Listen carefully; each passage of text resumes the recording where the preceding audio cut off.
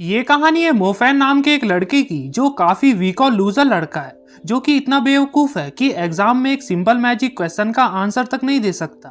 उसके डैड चौबीसों घंटे ड्राइवर की जॉब करते हैं ताकि अपनी फैमिली को खाना खिला सके।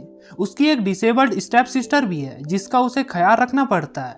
एक दिन वो किसी से हिप्नोटाइज हो जाता है जब उसने एक पेंडेंट पहना था और एक मैजिकल वर्ल्ड में ट्रांसपोर्ट हो जाता है, जो दुनिया काफी सारे मिस्टीरियस बीट्स और जादू से भरी पड़ी है।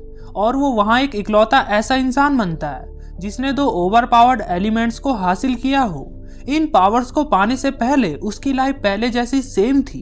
अपने लास्ट एंट्रेंस टेस्ट में फेल होने के बाद उसके डैड उसे बोल रहे थे, तुम मेरी तरह एक ट्रक ड्राइवर बन सकते हो। लेकिन मोफैन बोलता है उसका सपना एक जादूगर बनने का है, जिससे उसके डैड उसे मैजिक स्कूल भेजने का प्रॉमिस करते हैं। कुछ दिनों बाद मोफैन अपने दोस्त जैंग के साथ था, जहां वो अपने फादर को मास्टर म्यू से कुछ बातें करते हुए देखता है, जो मास्टर म्यू को अपने बेटे का एडमिशन मैजिक स्कूल में कराने को कह रहे थे क्योंकि उनके पास पैसों की कमी थी। लेकिन मास्टर म्यू मना करते हैं। वो बोल रहे थे वो एक फेलियर था और हमेशा रहेगा।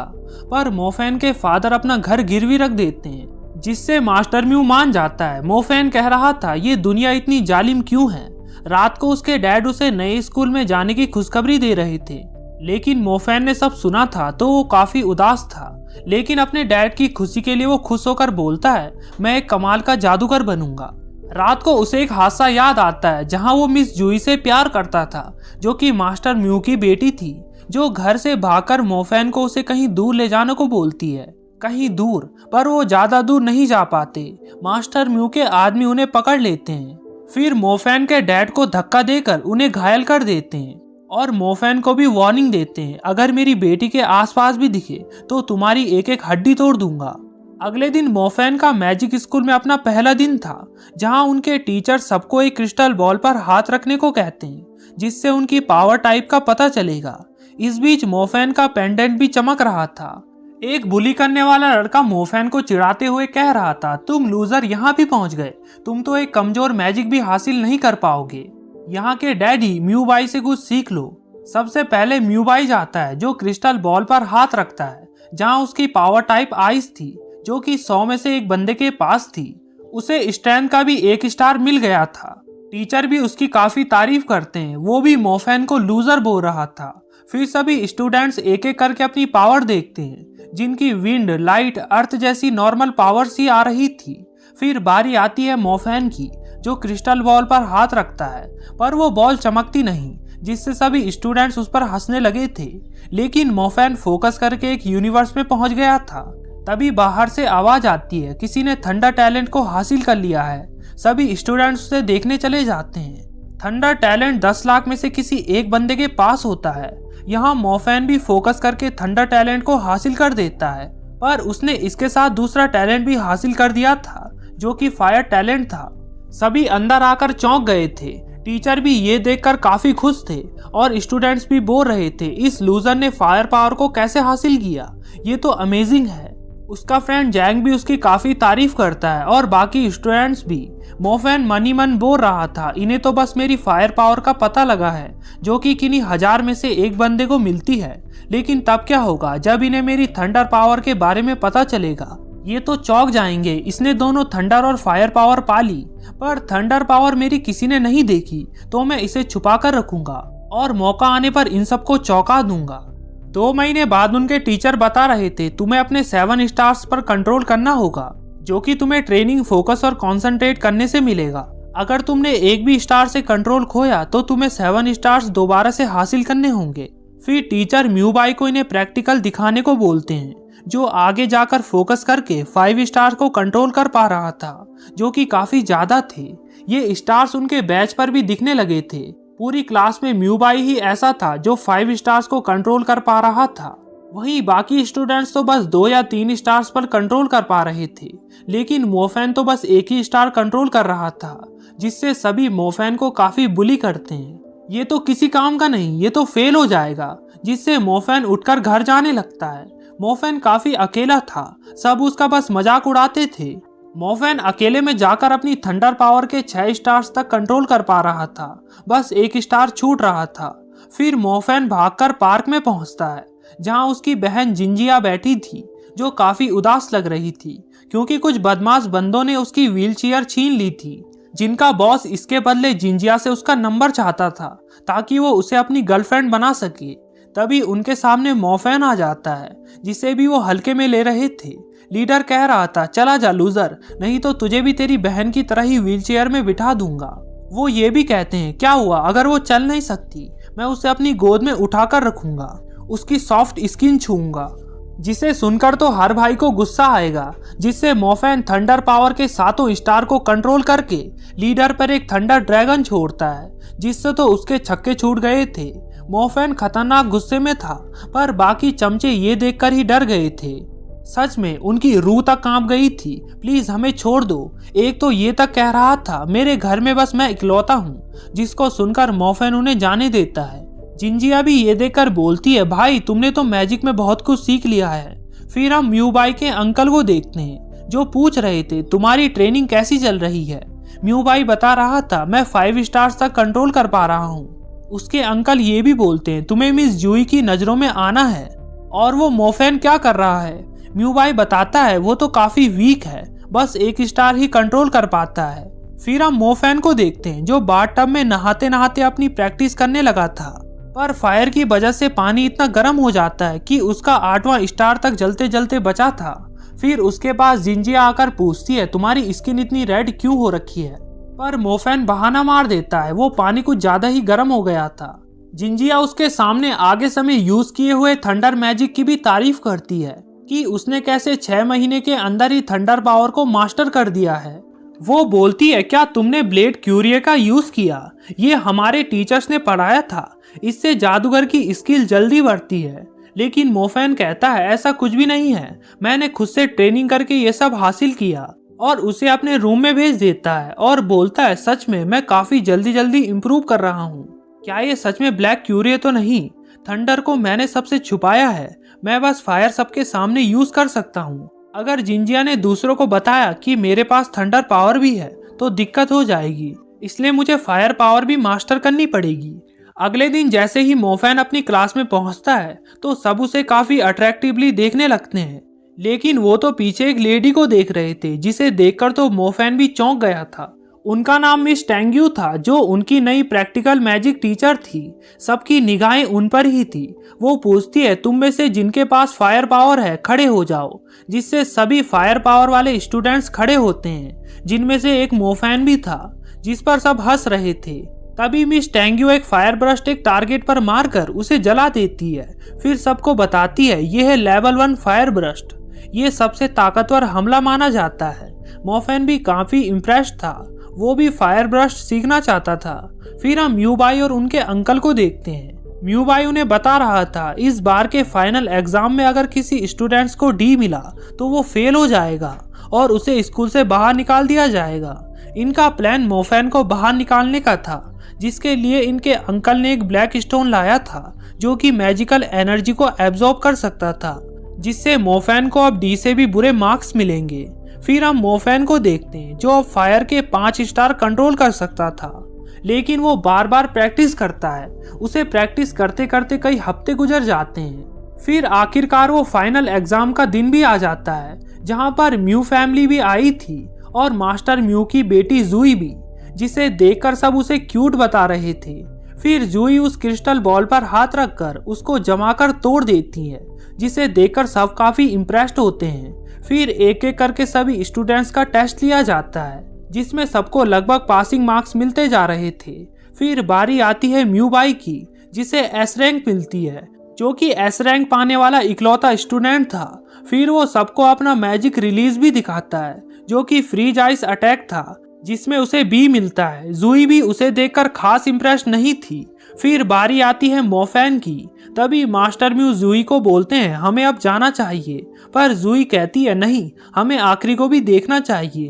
तभी म्यूबाई का अंकल एक टीचर को कुछ इशारा करता है, जिससे वो चुपके से जाकर वो ब्लैक स्टोन उस क्रिस्टल बॉल के नीचे रख देते हैं, जिससे जब मोफैन उस बॉल पर हाथ रखता है तो वो स्टोन उसकी सारी एनर्जी एब्जॉर्ब कर देता है। लेकिन मोफैन फिर से ट्राई करता है, जिससे इस बार वो स्टोन ही टूट जाता है, लेकिन इसमें उसे बी रैंक मिलती है। सभी बोलते हैं भी कुछ ज्यादा खास नहीं है।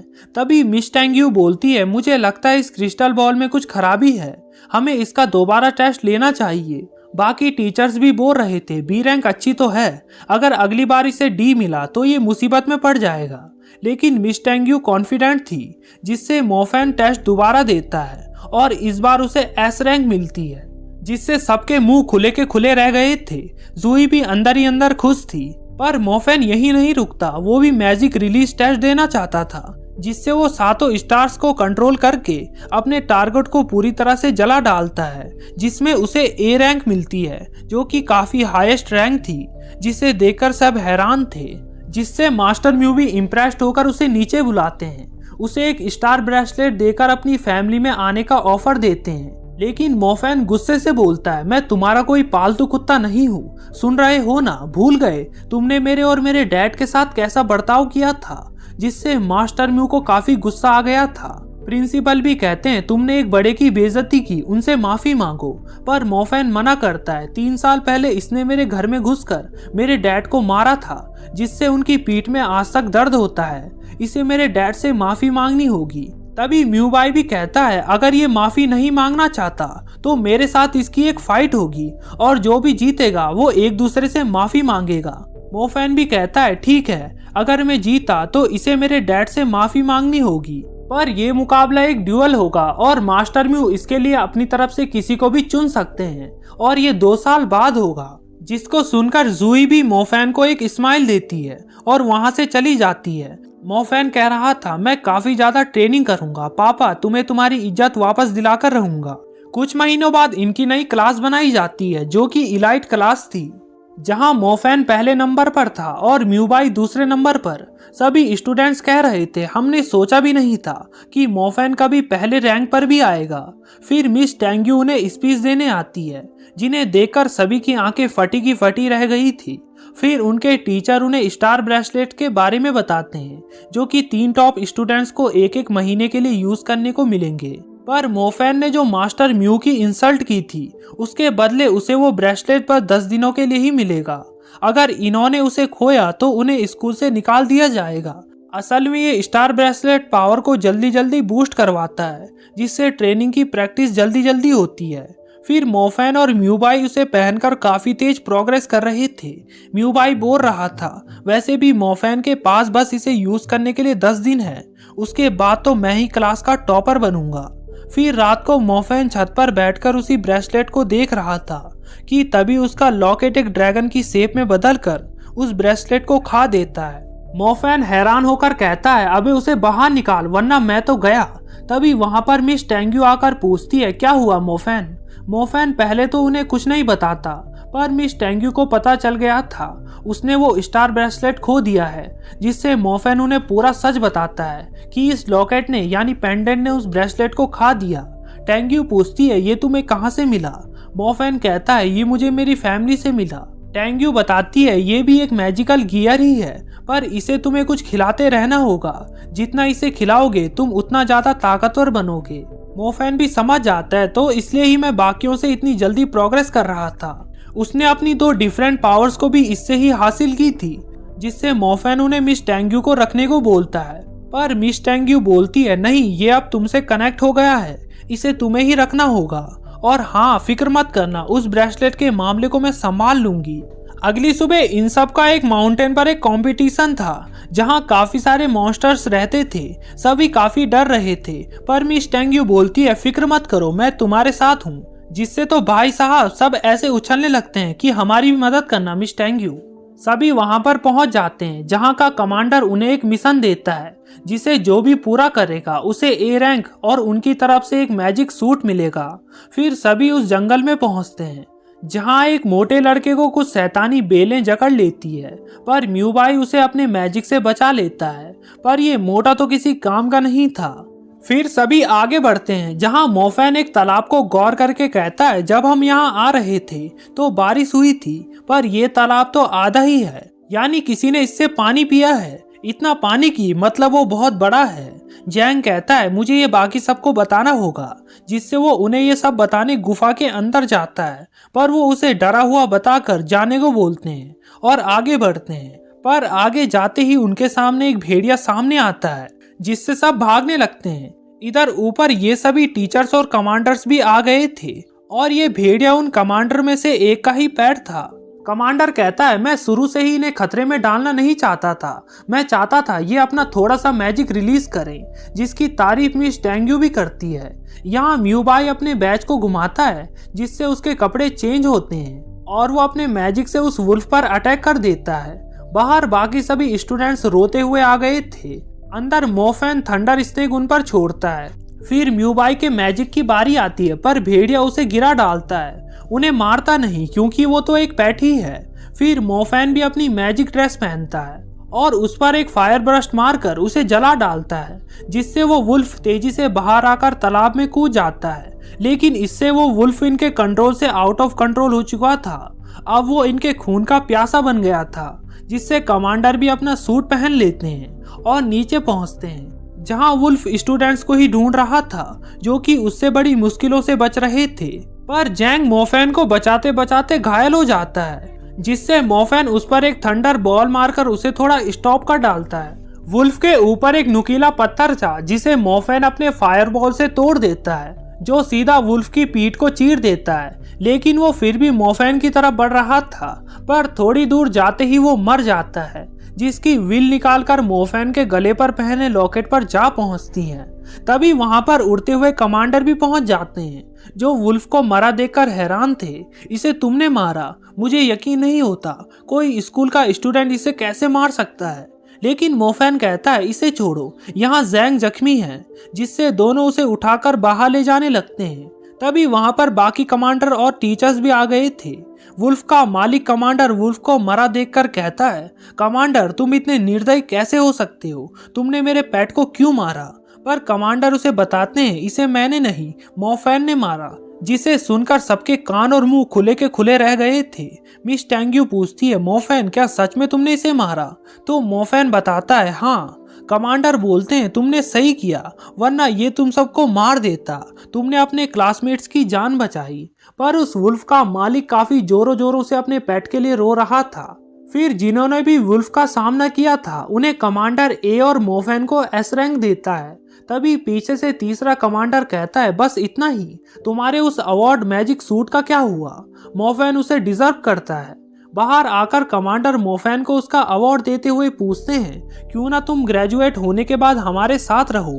पर मोफैन मना करता है, पहले मुझे पास तो होने दो। इन सबके बाद 2 महीने हो चुके थे। मोफैन अभी भी अकेले में प्रैक्टिस कर रहा था, जिसने अपने थंडर मैजिक को लेवल 2 कर दिया था। लेकिन मोफैन अभी भी अपनी पावर और बढ़ाना चाहता था। मिस टेंग्यू ने भी उसे बताया था, जितना उसका लॉकेट मॉन्स्टर्स की सोल खाएगा, तुम उतनी जल्दी अपनी पावर्स बढ़ाते रहोगे। जिससे मोफैन एक बाउंटी हंटर बनने का सोचता है। इससे उसे एक्सपीरियंस भी मिलेगा और पैसे भी। फिर मोफैन अपने को ढकाकर बाउंटी हंटर बनने का ऑडिशन देने उनकी बिल्डिंग पर पहुंचता है, जहां पर ऑडिशन देने काफी सारे लोग आए थे। मोफैन एक आदमी से पूछता है, क्या यहाँ मॉन्स्टर हंटर्स की जरूरत है? तो वो आदमी उसे एक बड़ी सी लाइन दिखाता है, ये सभी उसके लिए ही आए हैं। वो भी हर एक की तरह मोफैन की बेइज्जती करता है, तुम नहीं टिक पाओगे, अपना टाइम बर्बाद मत करो। अगर तुम्हारे पास फायर पावर है तो तुम्हारे लिए थोड़ा आसान होगा। पर मोफैन कहता है, क्या थंडर मैजिक चलेगा? इसे सुनते ही वो बंदा कहता है, थंडर मैजिक बहुत रेयर है, इसे तो वो आराम से ले लेंगे। फिर हम बाउंटी हंटर का ऑडिशन ले रहे उनके कैप्टन को देखते हैं, जिसे कोई भी अच्छा जादूगर नहीं मिल रहा था। कुछ देर बाद अंदर आता है मोफैन, जो उन्हें अपना नाम फैनमो बताता है और कहता है, मैंने सुना है तुम लोग थंडर जादूगरों को ढूंढ रहे हो। एक बंदा कहता है, उन्हें अपनी टीम में लेने के लिए हर कोई चाहता है। जिससे मोफैन उन्हें अपना थंडर मैजिक दिखाता है, जिसे देखकर सब हैरान रह गए थे। और उनका कैप्टन भी दरवाजा खोलकर खुशी से बोलता है, तुम मेरी टीम में हो, अब से तुम बाउंटी हंटर हो। तभी उन्हें एक मिशन भी मिल जाता है, जो कि जूनियर मैजिक हाई स्कूल में था, जहां मोफैन की सौतेली बहन भी पढ़ती थी। वो उसे तुरंत कॉल करता है, पर वो फोन नहीं उठाती। इस बीच मोफैन को कुछ गजब चीज भी दिखती है। फिर मोफैन स्कूल के अंदर जाता है, जहां उसे कॉल आता है, जो कि उसकी बहन जिंजिया का ही था, जो कि बचकर बाहर आ गई थी। पर एक लड़की अभी भी अंदर ही थी, जो कि कैंटीन की तरफ भागी थी। पर तभी मोफैन के सामने एक मॉन्स्टर आ जाता है जो कि उस पर अटैक कर देता है। ये सुनकर बाकी मेंबर्स भी मोफैन की ओर भागते हैं और मोफैन को उसके अटैक से बचाते हैं। उन सबकी पावर्स अलग अलग थी और उनकी मैजिक लेवल भी 2 थी। उनका लीडर फायर पावर यूज करके 3 फ्लेम से उस मॉन्स्टर को जलाकर मार डालता है, लेकिन अगले ही पल वो उठ गया था और काई टैंग पर हमला कर देता है, लेकिन मोफैन उस पर थंडर मारकर उसे मार डालता है। कुछ देर बाद उस मरे मॉन्स्टर से उसकी स्पिरिट निकलकर मोफैन के लॉकेट के अंदर चली जाती है, जिसे कोई भी नहीं देख सकता था। फिर मोफैन अपनी बहन के पास पहुंचता है, जो उसे देखते ही उसके गले लग जाती है। उसे मोफैन की काफी फिक्र हो रही थी। मोफैन उसे बताता है, मैं अब एक जादूगर हूँ, मैं ये सब संभाल सकता हूँ। फिर उसे अपने और मॉन्स्टर की फाइट के बारे में बताने लगता है। अगले दिन रात के मोफैन की एबिलिटी से इम्प्रेस्ड होकर कैप्टन ने उसे बोनस दिया था और उसे अपना एक फुल टाइम मेंबर भी बना लिया था, जिससे मोफैन काफी खुश होता है। फिर हम म्यूबाई के अंकल को देखते हैं, जिनकी काली नजर मुझे ठीक नहीं लग रही थी। वो मास्टर म्यू के बेटे आंग के पास पहुंचते हैं और उसके मैजिक की काफी तारीफ करते हैं, जो कि अब लेवल 3 तक पहुंचने वाला था और इसकी ही लड़ाई मोफैन से होने वाली थी। आंग भी कहता है वो मेरे लायक ओपोनेंट बिल्कुल नहीं है। इस बारे में वो अपने डैड से भी जाकर पूछता है, इतने बेकार फाइट में तुमने मुझे क्यों रखा? मेरे लिए कम से कम कोई ढंग का अपोनेंट तो ढूंढते। मास्टर म्यू कहते हैं उसे बुरी तरह हराना, ताकि बाकी लोगों की फैमिली भी तुम्हारे आगे झुक जाए। फिर हम एक लाइट को धरती पर पड़ता हुआ देखते हैं, जिसमें से एक वन आइड वाला वुल्फ बाहर आता है। अगले दिन मोफैन और जैंग एक साथ बैठे थे, तभी मोफैन के पास मिन आती है, जो उससे पूछती है, क्या तुम आज रात फ्री हो? ये सुनते ही मोफैन समझ रहा था कि वो उससे प्यार करती है और उसको एक डेट पर बुला रही है। उसके मन ही मन लड्डू फूट रहे थे। फिर मोफैन रात को उसकी बताई हुई जगह पर मिलता है और मन ही मन बोलता है, अपनी फर्स्ट डेट पर ऐसी जगह पर कौन बुलाता है यार। फिर मीन उसे बताती है, मेरी ग्रैंड माँ यहीं पास में रहती है, जहाँ के लोगों ने कहा है ये जगह भूतिया है। सबने तो घर छोड़ दिया, लेकिन मेरी दादी ने नहीं छोड़ा, इसलिए ही मैंने इनका पता लगाने के लिए तुमसे मदद मांगी, क्योंकि तुम स्कूल में काफी स्ट्रॉन्ग जादूगर हो। जिससे मोफैन उस पर चढ़कर वहां अंदर पहुंचता है। मीन भी अंदर आती है। फिर मोफैन वहां पर एक पाउडर छिड़कता है, जो कि कैप्टन ने उसे दिया था, जिससे उन्हें उस मॉन्स्टर के पैरों के निशान दिखने लगते हैं। तभी अंदर चांद की रोशनी पड़ती है, जिससे वो वन आइड वाला डीमन वुल्फ उनके सामने आता है, जिसका इन्हें अभी तक पता नहीं था। मोफैन बताता है, ये वुल्फ काफी चालाक है, इसे पता है यहाँ कोई नहीं आता। वो वुल्फ किसी इंसान को खा रहा था। मिन को इसको देखकर डर लग रहा था, जिससे वो सीधा पुलिस को कॉल करने लगती है, लेकिन फोन के वाइब्रेशन को वो वुल्फ सुन लेता है और इन दोनों के पीछे पड़ जाता है। मोफैन भी उसे कह रहा था, तुम्हारे टीचर्स ने तुम्हें नहीं बताया कि मॉन्स्टर्स सिग्नल के लिए काफी सेंसिटिव होते हैं, तुमने उसे हमारी लोकेशन बता दी। फिर दोनों बाहर पहुंचकर मोफैन अपने फायर ब्रश से दरवाजे पर आग लगा देता है, लेकिन वो वुल्फ उससे भी बाहर निकल आता है। मोफैन मिन को उसके ग्रैंडमा के पास जाने को कहता है। अब वो खुद अकेले उस वुल्फ से लड़ेगा। मिन भाग जाती है। अब वो वुल्फ मोफैन के सामने था, लेकिन मोफैन कमांडर के उस दिए हुए दस्ताने से उस पर फोर्स मारता है, लेकिन वो वुल्फ उल्टा उसे ही पीछे धकेल देता है। यहाँ बाहर मिन ने सबको उस वुल्फ के बारे में बता दिया था, जिससे वहाँ मॉन्स्टर हंटर्स भी पहुंच जाते हैं। इधर वो वुल्फ मोफैन के सामने था। हंटर आकर अपने आइस मैजिक से उस वुल्फ को जकड़ देते हैं। तभी मिस काई टैंग को मोफैन को देखकर कुछ याद आता है कि कैसे वो और उसके दोस्त उसे नहाते हुए देखने आते थे, जिन्हें उसने देख लिया था। फिर वो मोफैन को यहाँ से जाने को कहती है। काई टैंग के साथ आंग भी था, जिसके साथ मोफैन का ड्यूएल यानी फाइट होने वाली थी, जो उसे काफी कमजोर बता रहा था। उन्होंने वुल्फ को तो जकड़ लिया था, पर काई टैंग कैप्टन और बाकी सबको यहाँ जल्दी आने को बोलती है। फिर हम मोफैन को देखते हैं, जो कि फैन मोह में बदलकर जल्दी से उनकी तरफ जाने लगता है। वहां पहुंचते ही सब मोफैन को अपने थंडर से उसे बेहोश करने को कहते हैं और मोफैन ऐसा ही करता है। पर कुछ देर बाद वो वुल्फ आधी बर्फ को तोड़कर बाहर निकलता है। सभी बोलते हैं ये मॉन्स्टर तो काफी ताकतवर है, क्योंकि वो वुल्फ मॉन्स्टर वॉरियर लेवल में इवॉल्व हो रहा था। सभी बोलते हैं इसके आगे तो हम टिक नहीं पाएंगे। उन्होंने लगभग हार मान ली थी और पीछे हटने को बोल रहे थे, वरना ये हमें मार डालेगा। पर कैप्टन बोलता है, तुम पीछे हटने को कैसे कह सकते हो? अपने पीछे देखो, इस शहर में कितनी फैमिलीज रहती है। लोग मारे जाएंगे, उसे इवॉल्व होने से पहले ही मार दो। जिससे कैप्टन सबको ऑर्डर देता है और वो एक एक करके उस पर अटैक करते हैं। आखिर में कैप्टन भी अपना फायर बर्स्ट उस पर मारता है जो काफी बड़ा था और सबको लग रहा था वो वन आइड वुल्फ मर गया, लेकिन वो अभी भी जिंदा था और इनके खून का प्यासा हो गया था और वो इन पर अटैक करता है। पर लीसा अपने वाटर वॉल से उसे रोकती है पर ज्यादा देर तक नहीं रोक पाती, जिससे मॉर्फिन उसे उठाकर भागने लगता है। फिर कैप्टन उस पर एक और खतरनाक फायर ब्रस्ट मारता है। फिर सभी उसे रोकने की काफी कोशिश करते हैं पर इनका मैजिक उसके सामने कुछ काम नहीं आ रहा था। कुछ बर्फ के टुकड़े कैप्टन पर भी लग जाते हैं जिससे वो जख्मी हो गए थे। सब बोलते हैं कैप्टन को बचाओ नहीं तो हम मारे जाएंगे। जिससे कुछ देर बाद मॉर्फिन अपने थंडर मैजिक से सील्ड बनाकर उस वुल्फ को उसके अंदर कैद कर देता है। यहाँ पर मॉर्फिन ने लेवल 2 थंडर मैजिक का यूज किया था, लेकिन वुल्फ भी और इवॉल्व होने लगता है। अब इन्हें इसे इवॉल्व होने से पहले ही रोकना था, नहीं तो दिक्कत हो जाएगी। बाकी हंटर्स कैप्टन को ले जाते हैं। फिर वुल्फ अपने मैजिक को रिलीज करने लगता है। सभी हंटर्स मॉर्फिन को भी बोलते हैं मॉर्फिन भाग जाओ, तुम उसके सामने नहीं टिक पाओगे। लेकिन मॉर्फिन कहता है मैं पहले इसे ठिकाने लगाऊंगा, तब तक कहीं नहीं जाऊंगा। जिसकी लगन देखकर कैप्टन भी खुश थे। बाकी सब तो बस कैप्टन को यहाँ से जाने को कह रहे थे।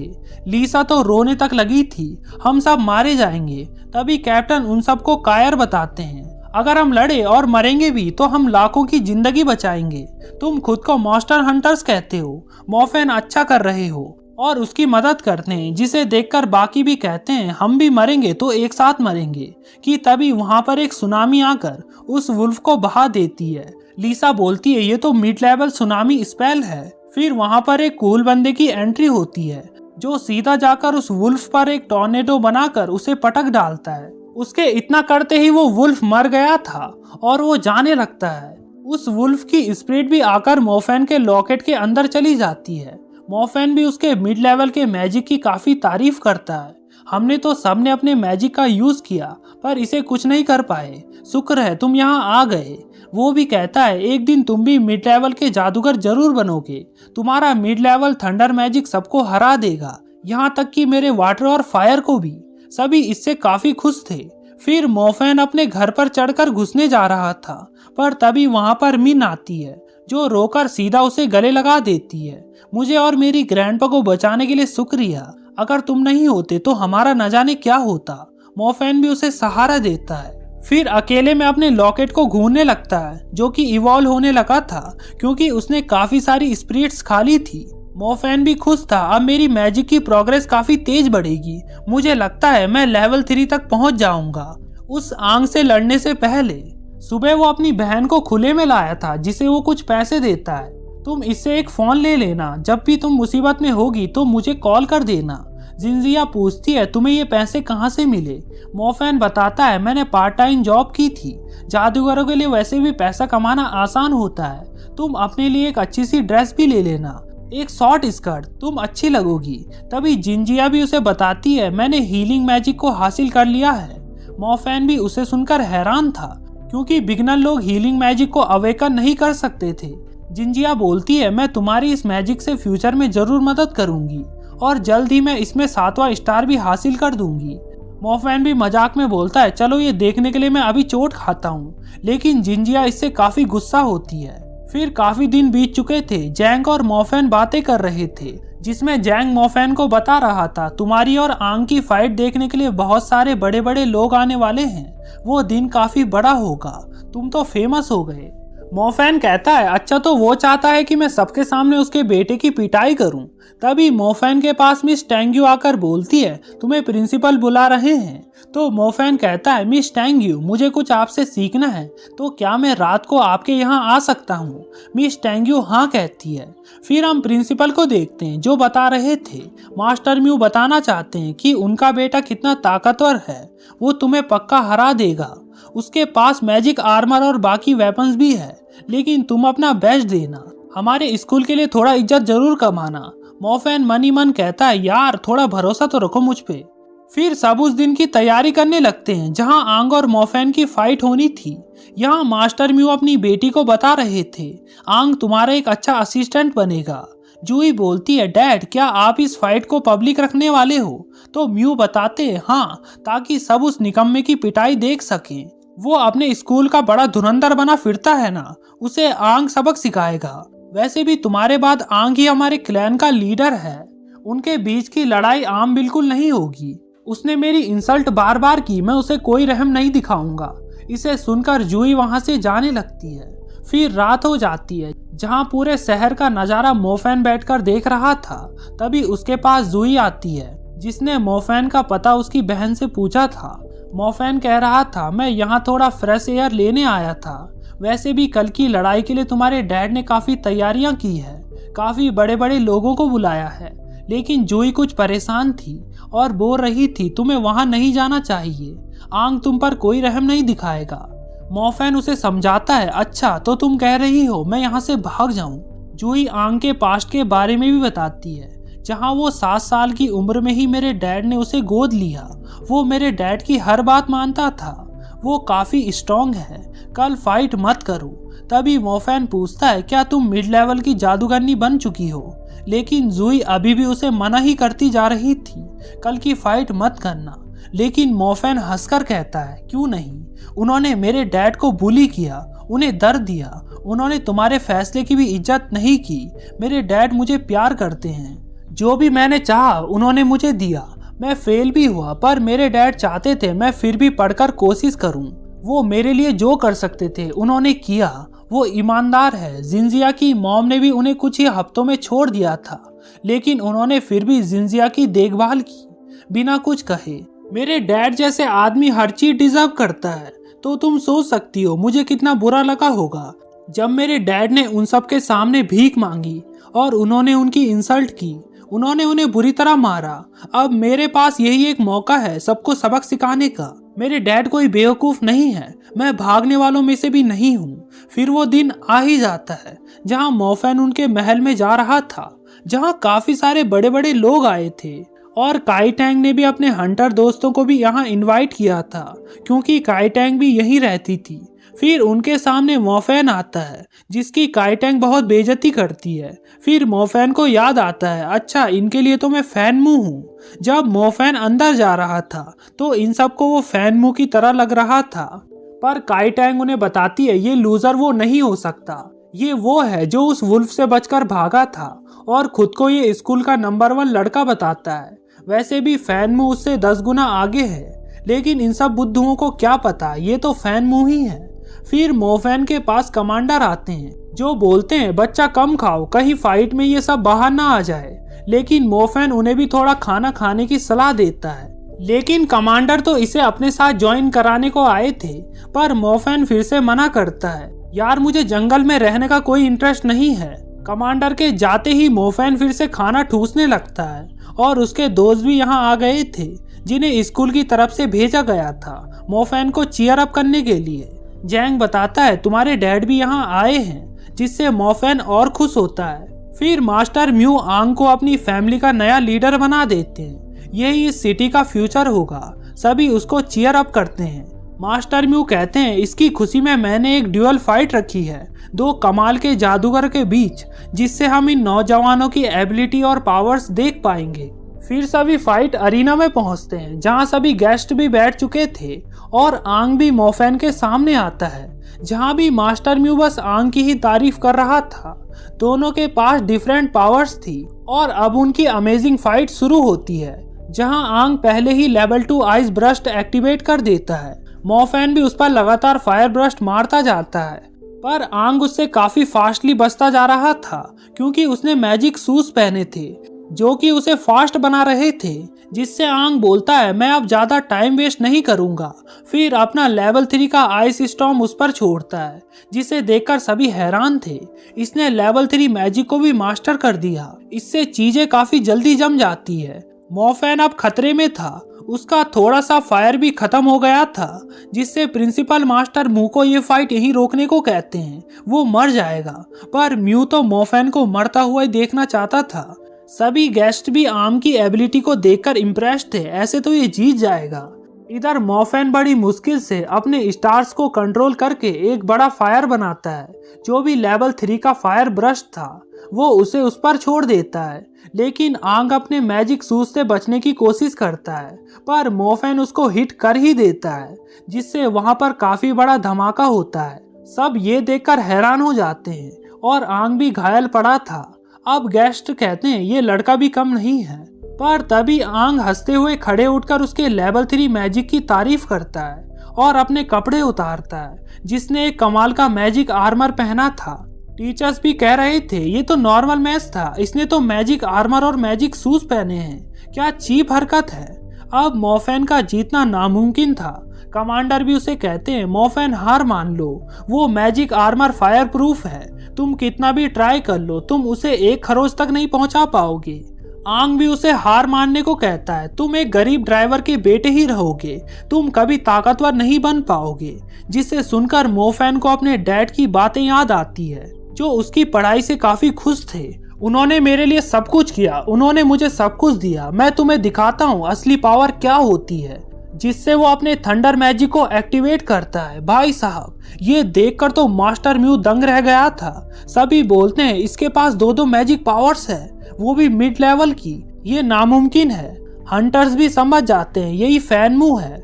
मोफेन अपना थंडर आसमान से नीचे लाता है। अब आंग की फटी पड़ी थी। मोफेन बोलता है सॉरी मैं तुम्हें बताना भूल गया, मेरे थंडर मैजिक की भी लेवल 3 है, और उस पर अपना थंडर मैजिक छोड़ देता है पूरी ताकत से, जिसके अटैक को आंग का मैजिक आर्मर भी नहीं रोक पाता और वो हार जाता है। सभी कहते हैं ये लड़का तो 2 टैलेंट के साथ पैदा हुआ है और दोनों ही पावर्स की लेवल 3 भी है, ये तो अमेजिंग है। सभी उसके लिए जोरों से चीयर अप करते हैं। मोफेन कहता है मैं जीत गया। इसी के साथ इसका फर्स्ट सीजन एंड हो जाता है। इसके सेकंड सीजन के लिए कमेंट करना मत भूलना। Thanks for watching.